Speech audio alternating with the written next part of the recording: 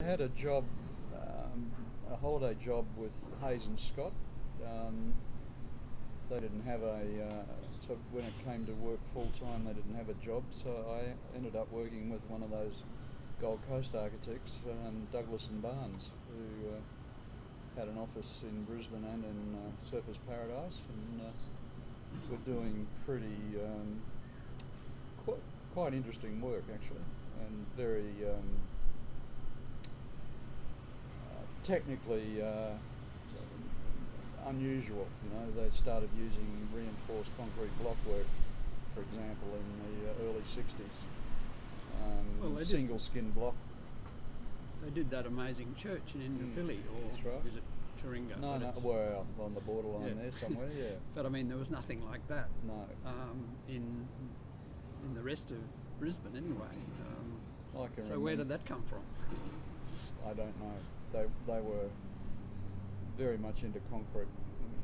One of the first times I can remember holidaying with mutual families with you, we were staying in their beach house at Mermaid, I think it was, which was an interesting little concrete block, flat roofed apartment.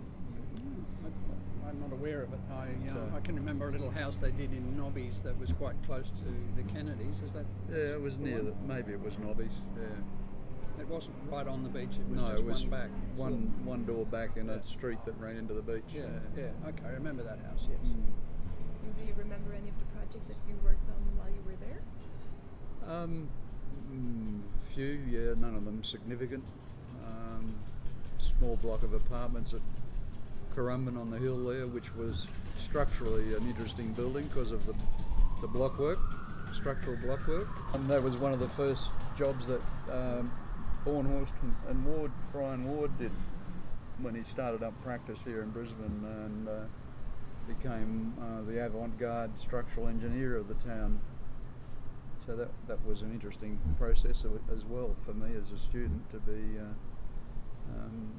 working with a structural engineer that thought outside of the box and was doing things differently to what was considered the norm. You know.